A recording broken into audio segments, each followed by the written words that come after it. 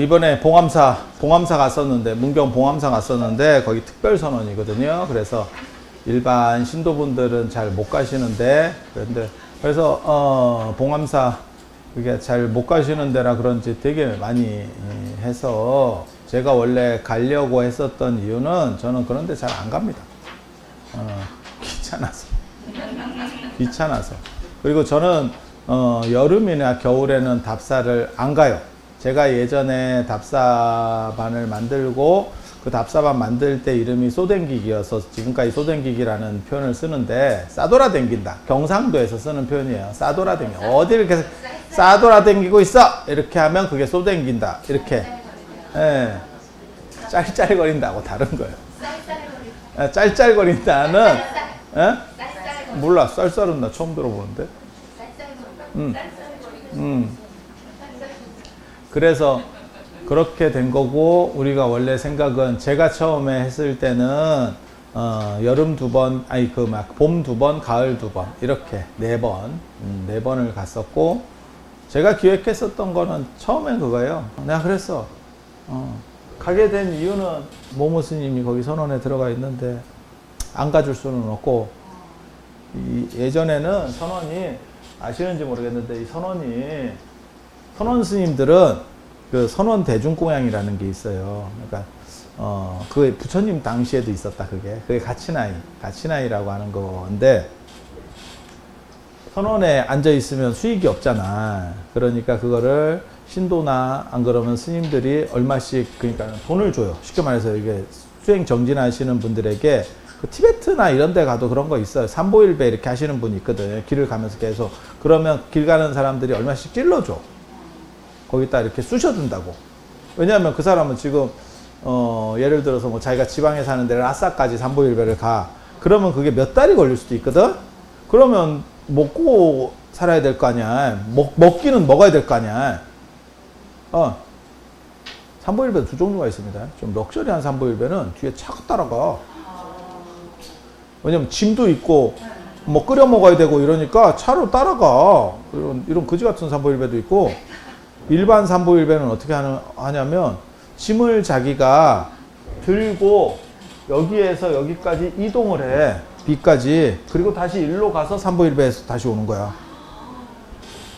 그럼 짐을 지고 삼보일배를 할 수는 없잖아. 내가 혼자 하는데.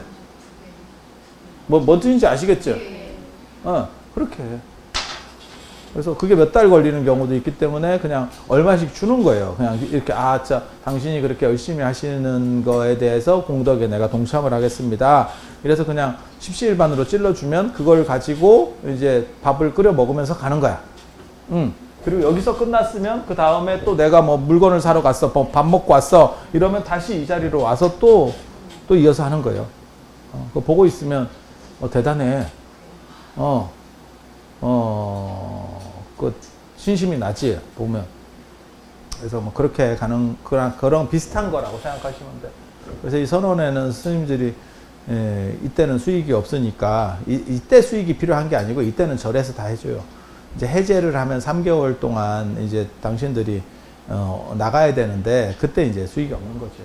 그래서 이때 이제 모아지는 돈이 십시일반으로 모아지면 그거를, 이런 건 분명합니다. 이 절이 딴 건 몰라도 이런 건 정확하게, 진짜 제가 살아보면 좀 이렇게 꾸질꾸질하게 하는 경우도 있는데, 이런 거는 정확해요.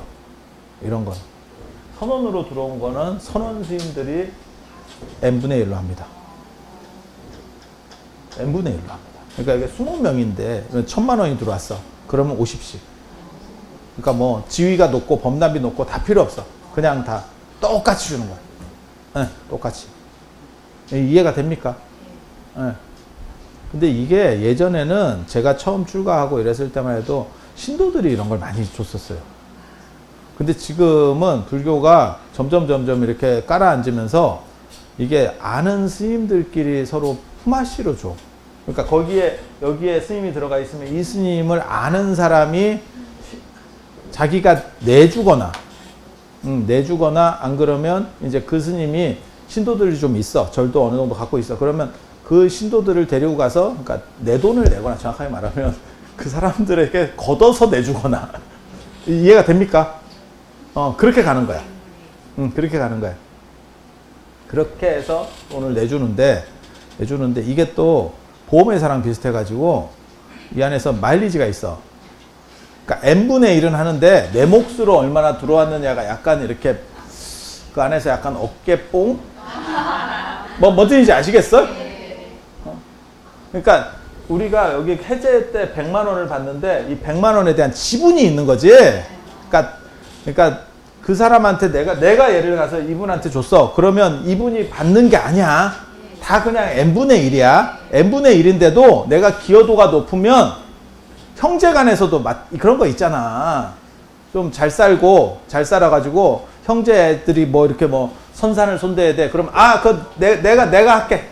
뭐 이런 분들이 있거든. 그러면 형제끼리 회의할 때도 발언권이 틀려. 뭔 뜻인지 아시겠죠?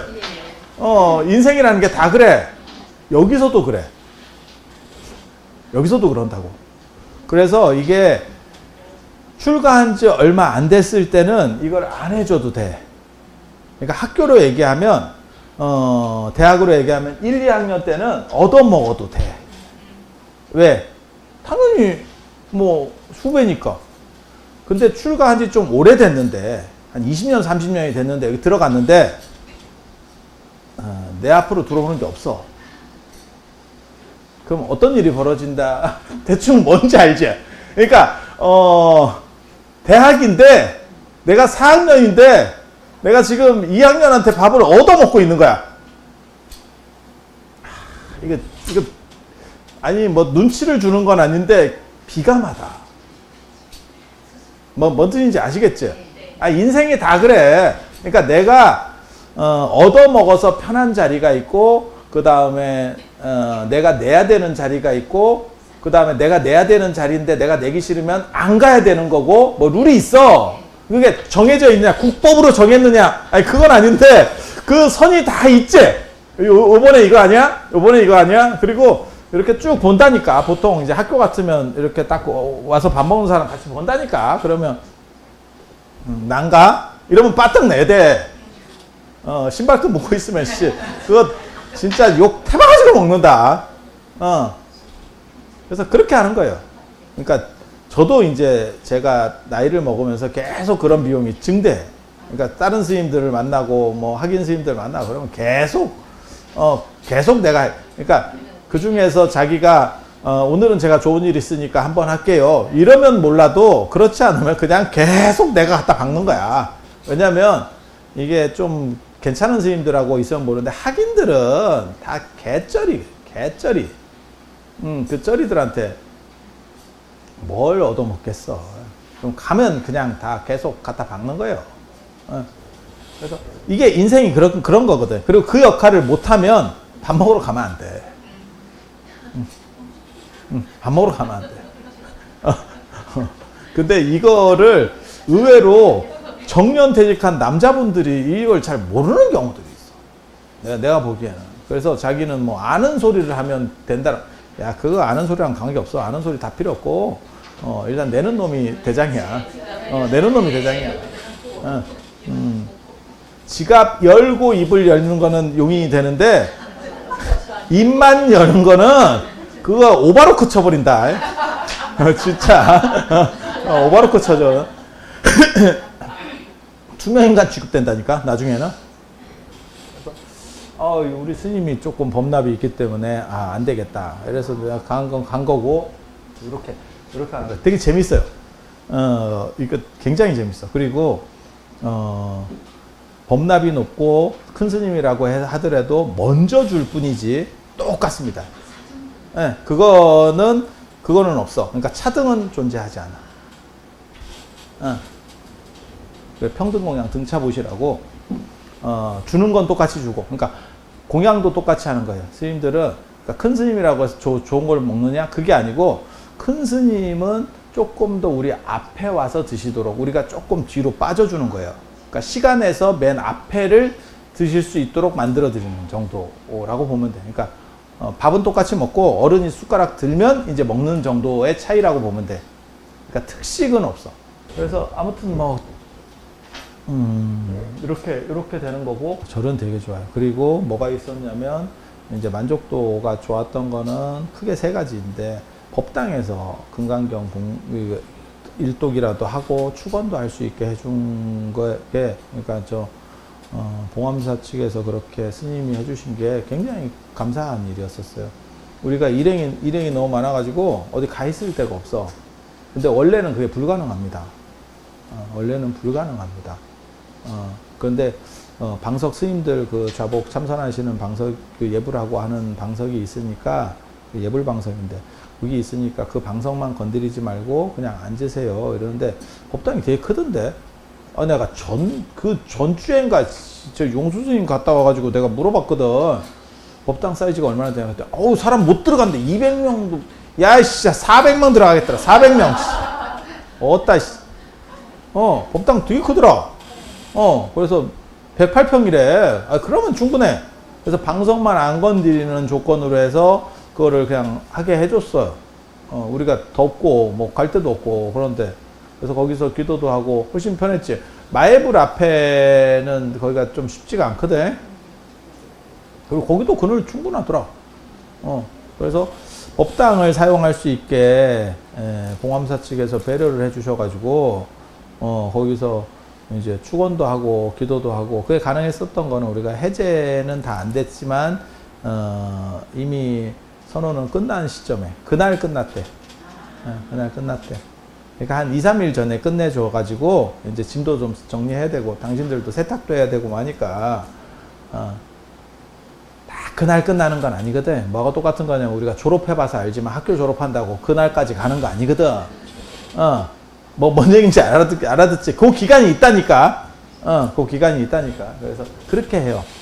그래서 정지는 끝났으니까 뭐 그렇게 하셔도 큰 문제는 없을 것 같습니다. 그래서 내가 죄송하다 그랬어요. 제가 너무 급작스럽게 추진하다가 일이 깨져가지고 이렇게 버금거려서 제가 제대로 역할을 못했습니다. 다음에 그랬더니 모모 스님이 옆에서 그랬지. 그러니까 좀 잘했어야지. 그래서 내가 이랬어. 다음에 기회가 있으면 제가 좀 더 해보겠습니다. 이렇게 말은 했는데 안 하려고. 힘들어. 야, 이제 내가 이거 힘들어. 안 하려고. 그리고 나 그때 죽는 줄 알았어요. 너무 덥고 비 와가지고 그렇게까지 덥진 않았는데 가사장삼을 입고 기도를 하고 설명을 하고 축원을 하는데 이거 말도 못해요. 여러분들은 반팔이지 나는 속에도 긴팔을 입고 있는 데다가 긴팔에다가 장삼 입고 이거는 지금 좋은 장삼이고 그런 외부 나갈 때 이런 거 절대 못 입어. 그러니까 저거 이제 특특한 장삼 입어야 되거든. 이런 거 입으면 다 날라가. 그거 입고 그 다음에 가사까지 하고 가사 또 그게 비단이거든. 이게 직급이 높으면 비단으로 바뀌어요.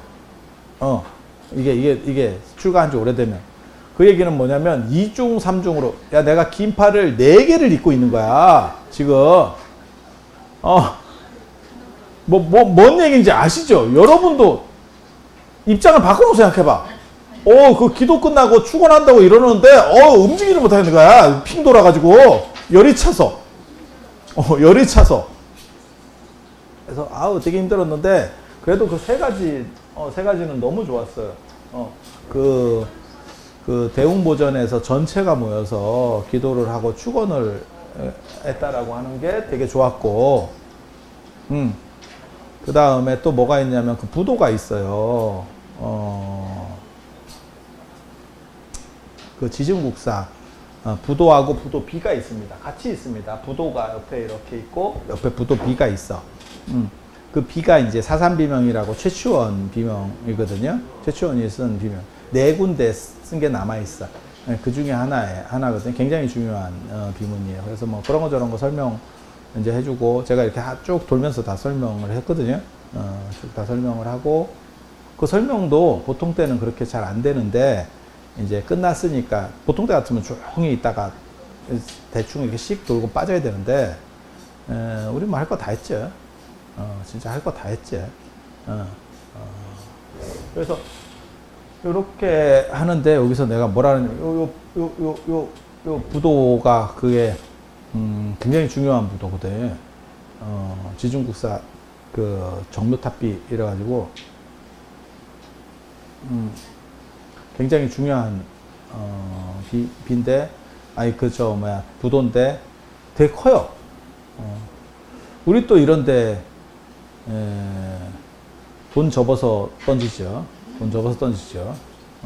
그래서 이 부도 위로 이제 던지는 거. 아 그거 보살님들 되게 좋아해요. 돈 이렇게 접어가지고 요즘은 동전은 못해. 그리고 동전은 저렇게 던지면 안 돼요. 동전을 던지면 그게 동이든 돌이든 파손이 됩니다. 이게 부딪히면서. 아니 그렇지 않아? 동전 던져봐. 그럼 맞으면 돌도 깨진다니까. 이게 금속이니까. 근데 지폐는 괜찮아. 그리고 여기 보호각이 있어서 지폐를 훼손할 일도 없겠더라고. 야외 같으면 이제 뭐 비 맞고 이러면 지폐가 훼손될 수도 있겠는데. 그래서 그거 이제 위로 던지는 거. 내가 그런 거 원래 좋아하거든. 그거 던지는데, 와, 그것도 많이 던졌다. 사람들 또, 그것도 좋아하거든. 중국에 가서 해능스님 유적지 가서도 그거 던지고 그랬었는데, 예. 거기는 좀 어려웠고요. 여기는 되게 좀 쉬워요. 난이도가. 근데 우리 또 보살님들 또 어깨 아파가지고 제대로 던지도 못하고 또, 딴 데 다 던지고 있고, 나한테 던져달라고 하고 다음부터 던질 때 내가 10,000원씩 받든가 뭐 해야지. 그리고 내가 늘상 얘기하는데 이런 거 던질 때 그 소원을 딱 이렇게 기원을 해가지고 접어서 던지는 건데 내가 시범을 보여주거든. 그런데도 불구하고 어벙하게 접어. 어벙하게 접으면 절대 안 올라간다. 이게 단단하게 접어야 던지면 올라가지. 어벙하게 접으면 이렇게 펄럭펄럭 거려가지고 그게 되겠어? 그래서 그거 되게 좋고요. 그다음 계곡이 아주 기가 막혀. 그 전날에 비가 왔거든요. 제가 원했던 날씨는 그날 아침까지 비가 오고 흐린 상태에서 비만 그치는 거였었어. 근데 가니까 햇빛이 나는 상황이 됐는데 뭐 비 왔으면 또 안 좋았겠지. 근데 딱 그게 제일 좋은 날씨인데 근데 햇빛은 그렇게 좀 시원했어요. 그 근처 날씨에 치고는 시원했어요. 비 왔으니까. 근데 계곡 좋더라. 계곡 좋더라. 계곡은 저 정도 계곡이면 오대산 계곡보다 좋아. 얼정사 계곡보다 좋고 얼정사 저랑 계곡 가보신 분도 계실 건데 제가 작년인가 재작년인가 계곡도 구경시켜줬는데 근데 금강경 뭉창기도 사람이 너무 많아가지고 내가 그걸 구경을 못 시켜주는 거거든. 그래서 다음에는 사람들을 좀 쪼개서 구경을 시켜줄까 나 그런 생각도 있는데 거기도 계곡 좋은 데가 있어요. 근데 여기만 못해. 오대산에서 이 봉암사 계곡보다 좋은 데는 소금강 쪽으로 가야 됩니다. 소금강의 그 너럭바위는 뭐 무지하게 좋아. 거기 무지하게 좋아. 무지하게 좋아. 바위 레벨 자체가 다릅니다. 그래서 금강산이야. 작은 금강산, 소금강 이렇게. 예. 거기는 뭐 두타산, 뭐 무릉계곡 뭐 이런 비교도 안 돼. 그게 훨씬 좋아. 소금강이. 예. 소금강이 훨씬 좋아. 그런데 이 계곡 아무튼 되게 좋았어요. 저도 계곡 가서 살았지. 예. 그래서 사람들이 뭐라고 얘기하냐면 계곡이 제일 좋아. 아니야, 그 법당도 좋아요. 관음전 되게 좋더라. 2층으로 돼서 그것도 있고 금색전도 되게 좋았었어. 그리고 저도 이제 기본 조사는 다 해가서 설명을 하려면 기본 조사는 다 해야 되니까. 그래서 그렇게 해서 하는 거고 그리고 나 계곡에서 진짜 내가 계곡에서 좀 누워 있었는데 그거 되게 좋더라. 누우니까 바닥이 돌침대예요. 근데 따뜻해. 보일러 떼놨어. 근데 그런 상황에서 누워 있으면 제가 언제나 잘 눕거든요. 계곡에 가면 잘 누워. 그리고 거기에 이제 물이 불어가지고 그 마애불로 가려면 다 발을 벗고 맨발로 건너가야 돼. 비가 오니까 비가 와서 물이 커졌기 때문에 근데 그 물이 되게 시원해요. 깨끗하고 시원해. 그래서 그 계곡에다가 발을 담그고 자빠져 있으니까 야 그거 죽이더라. 발은 시원하고 등은 따뜻해. 뭔 얘기인지 알아요? 야, 야, 찜질방도, 이런 정도의 찜질방은 없겠다 싶을 정도로, 와, 그거 되게 좋아. 진짜, 권해드립니다. 추천. 엄청 좋아. 거기에 한 5분 누워있으니까, 피로가 풀려. 사람이 돌아오더라. 사람이 돌아오더라. 그 열차 가지고 사람 죽을 것 같았는데, 열이 쫙 빠지면서 사람이 돌아와. 그래서, 봉암사라고 하는 절은, 원래 희양산문이라고 구산선문 중에 하나고, 그게 그렇게 구산선문 중에서 대단하냐? 아니, 사실 그렇지는 않아요. 구산선문 중에서 대단한 절은, 사골산문하고 가지산문입니다. 사골산문하고 가지산문. 이 희양산문이 구산선문 중에서 가장 대표적인 거는 사골산문하고 가지산문이에요. 정확하게 말하면 지금 조계종이 사골산문이에요. 자꾸 가지산문이라고 얘기하는 사람들이 있는데. 안타깝지? 공부를 해야 돼. 공부를 해야 돼. 우리나라에 최초로 선불교를 들여오신 분은 도이스님입니다. 가지산문이에요. 도이스님. 이 맥은 끊겼고요. 맥 끊겼고요. 도이스님. 그 다음에, 그래서 조계종의 종조를 도의국사라고 하는 거예요. 근데 그거는 뭐하고 똑같은 거냐면, 우리가 당군을 얘기하는 거랑 똑같아. 당군은 우리, 한반도 사람이 다 알지만, 당군이 네 조상이냐는 아니거든. 경주 김씨야. 그러면 김할집. 내가 박씨야. 그러면 박혁거세가 조상인 거지. 당군을 조상이라고 생각하는 사람은 없어. 당군이 있었다라고 생각하는 거지. 이해가 됩니까? 그래서 이게 안 맞아요. 근데 왜 자꾸 도의국사 얘기를 하는지 잘 모르겠어. 예. 그렇게 해서 이 도의국사가 있고 가지산문에 누가 있냐면 일현스님, 삼국유사 일현.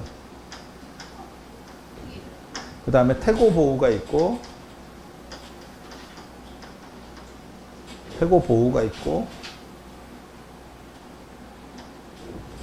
모감찬영이 있어요. 모감찬영이라고 하는 스님. 태고보우 제자입니다. 모감찬영. 이 정도가 있고 가지산문에는 범일국사가 있고 그 다음에 진울, 보조진울, 그 다음에 나옹이 있어요.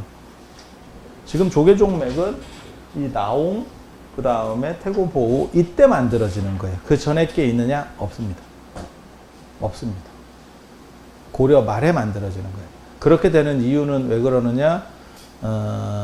원간석기 때 티베트 불교 때문에 복잡했던 것도 있고, 티베트 불교는 아주 쓰레기입니다. 그것 때문에 복잡했던 것도 있고, 그리고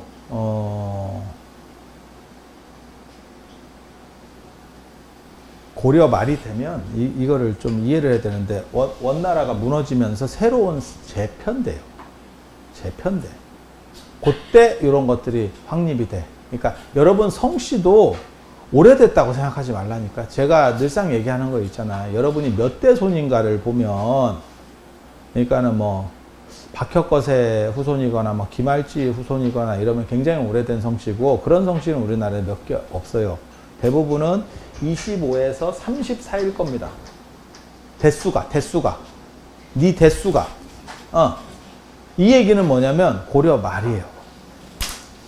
그러니까 우리 대부분 성씨들이 고려 말에 정립되는 거라고. 요 시기에 법맥도 정립이 되는 거예요. 처음에. 그리고 지금 같은 식의 조계종에서 말하는 이 법맥구조라고 하는 거는 조선 후기에 예학시대라는 게 있어요. 예학시대. 임진왜란 병자호란이 끝나고 이 나라가 너덜너덜해졌거든. 너덜너덜해졌어. 그리고 국가가 그때 망했어야 돼. 조선이 망했어야 돼. 정확하게 말하면. 근데 그거를 안 망하고 살아남은 거지. 그래서 조선 후기가 되면 이 예학시대가 굉장히 중요해요. 여러분이 알고 있는 제사 같은 거 이 다 예학시대 때 결정되는 거예요. 그전에는 사대봉사 이런 거 없었어요. 예학시대 때 결정되는 거거든. 북한이 70년대, 80년대 초반까지 괜찮았어. 그때만 하더라도 괜찮았기 때문에 경제력도 괜찮고 괜찮았어. 원조도 해주고 뭐 이랬었어. 근데 그 뒤부터 경제가 이렇게 쭉 가고 지금 어떻게 보면 굉장히 빈국 중에 하나잖아. 물론 최빈국까지는 아니에요. 아직도. 그렇지만 상당히 가난한 나라잖아. 그러면 저 나라 체제를 유지하기 위해서 뭘 하느냐? 사상 통제를 하지. 사상 정책이지. 주체 사상 이런 거 계속 강조한다고. 쇠뇌 정책이지.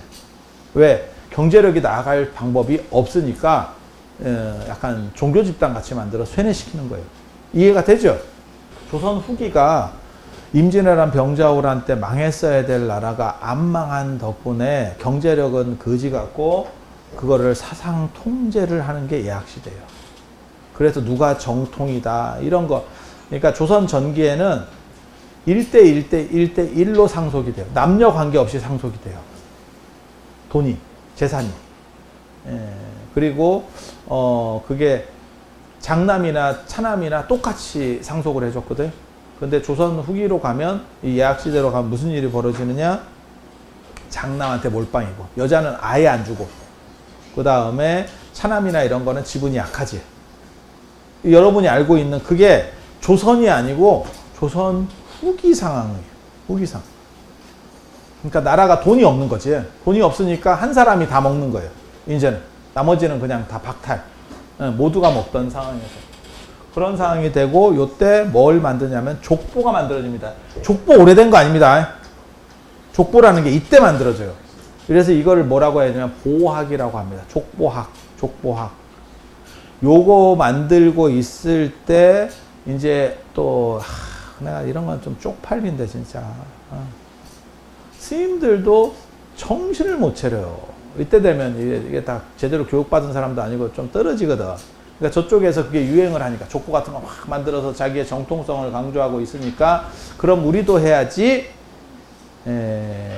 라고 하는 게 조패라고 쉽게 말해서 선계보를 만드는 거예요.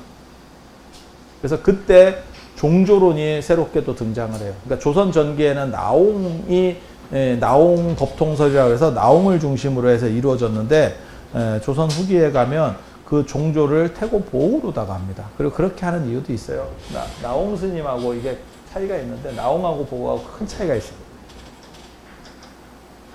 나옹하고 보우하고 큰 차이가 있는데 나옹은 인도 스님인 지공 스님. 이거 칠판 아주 거지 같아요. 도대체 뭘? 지공 스님 인도 분이에요. 지공 스님. 그 다음에 중국의 임재종의 평산 철임 스님. 이 두 맥을 다 받은 분이거든요. 그래서 인도 플러스 중국선을 다 가진 사람이에요. 그래서 이게 어떻게 보면 한국선의 가장 큰 특징이다. 우리는 그렇게 보는 거거든.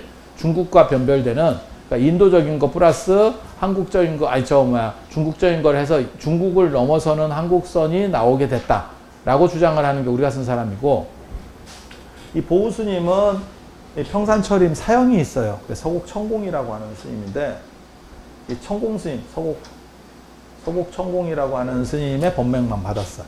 근데 조선 후기가 가면 임진왜란 끝나고 나서 뭐가 있냐면 제조지은이라는 게 있어요. 제조지은. 나라를 다시 만들어준 은혜, 명나라가 도와줘서. 그거는 저도 인정은 합니다. 왜? 그때 명나라 참전 안 했으면 조선은 끝났기 때문에. 제조지은, 나라를 다시 만들어준 은혜라고 하는 거고, 그래서 요때 인도 스님에 대한 비판이 나와요. 인도는 좀 떨어진다. 그래서 태고보우가 적통이 되고 태고보우 스님의 어떻게 보면 법맥으로 통일시키는 작업이 이루어져요. 그걸 조파라고 불러. 조사들의 이렇게 어떻게 보면 족보, 조파, 그걸 이제 한국 발음으로는 조패라 그랬어요. 조패. 예, 그거는 이제 책에나 이런 건 나오는 건 아니에요. 옛날에 조패, 호패 같이 이렇게 조패 이러면 이렇게 쉽게 말해서 족보, 스님들 족보. 그래서 지금도 조계종에 도의국사가 가지고 왔고 태고 보우 중심으로 얘기를 해요. 그래서 지금 봉암사의 그 선언도 태고 선언입니다. 태고 선언. 그리고 지금 조계사가 원래 이름이 태고사예요. 태고사였었어. 태고사. 이게 이제 두 가지 이유가 있거든. 원흥사 플러스 태고사 거를 옮겨와서도 있고, 그때 1941년에 조계사 만들 때 40년에 만들었을 거예요. 41년에 창종이 됐으니까. 40년에 만들어서 41년에 테이프 끊고 창종을 하는 거거든. 그래서 그때 태고사라고 한 게 하남 스님이 하셨거든. 그때는 종조가 태고 스님인 줄 알았었어. 왜? 제대로 연구가 이루어지지 않았기 때문에. 그런데 지금 보면 조선 전기에는, 그러니까 도이국사 맥은 끊긴 거고 이거는 끊어졌고, 조선 전기까지는 조선 전기의 맥은 나옥맥이에요. 그리고 조선 후기에는 태고맥이에요. 태고맥. 그래서 그렇게 해서 태고선언이라는 것도 문경 봉암사에 있는 거고, 그러니까 태고 스님의 그러한 정신을 본받자, 이제 이렇게 하는 거지. 예.